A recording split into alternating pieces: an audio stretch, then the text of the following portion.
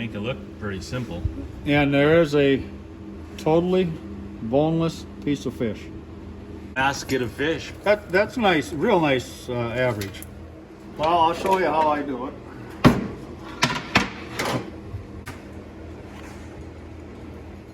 So, of course, you got the hard head here, but there's right when you get to the soft spot. A lot of people just take and cut them off here, but I always feel you're wasting too much meat. So I find that hard spot, and I cut just down to the backbone.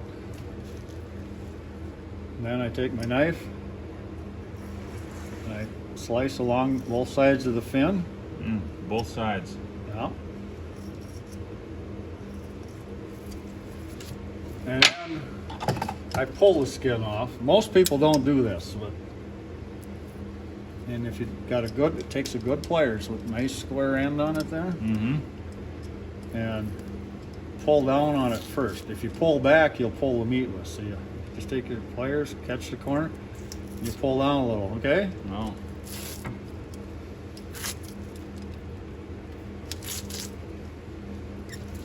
Pull the skin off. Then I grab the fin and I pull the fin out. Then I cut through the backbone.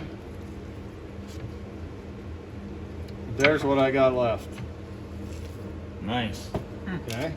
Now then I throw that in the tub of water. And this is my yesterday's catch. Okay. Get rid of that ice. So now they've gotten real stiff, and the meat has gotten stiff. This one, it's real rubbery. Yeah. Okay. And to me, it's hard to work with the rubbery meat, so that's why I stiffen them up. So now. So you're freezing them? No. Or it's just cool? Just cool. Just cool. My refrigerator's a little cold, so it gets a little ice on it. It don't need to, but mine does. So, okay. So they're cooling them off, and then I suppose the rigor sets in them a little harder.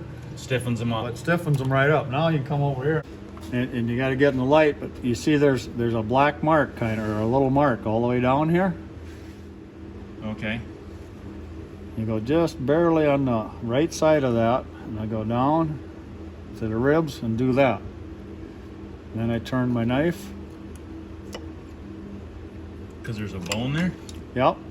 And there's them little pin bones right here on top of the ribs. See, this is all rib cage here now, see? And these little pin bones. And then I take and go like that down to the rib, and I cut a little piece like that. And then you get down behind the ribs.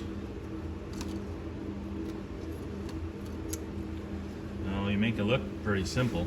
And there is a totally boneless piece of fish. Beautiful.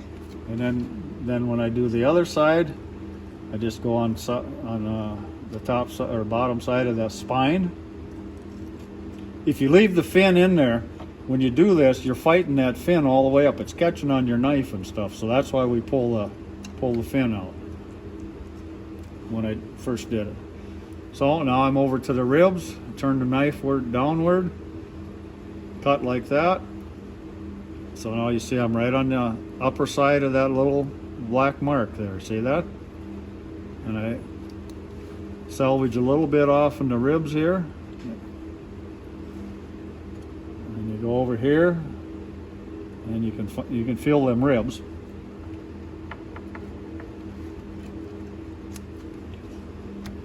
See, there's the end of the rib cage I went down with the knife right there. Not much left. And then see here, right in here is your what we call pin bones, and all the fish have them. But that is, if you run your finger across them now, you can feel them sticking out here. Oh yeah. So I cut to them, and so I left them on the carcass, and they're not in your meat. He's right here. Wow, that's slick. That's how I do it. Most people, a couple of my good friends, I showed them that, and they've come and told me, boy, does that make it slick for cleaning perch? I want to know how to clean one. And from that, Over to that. 2.5 pounds.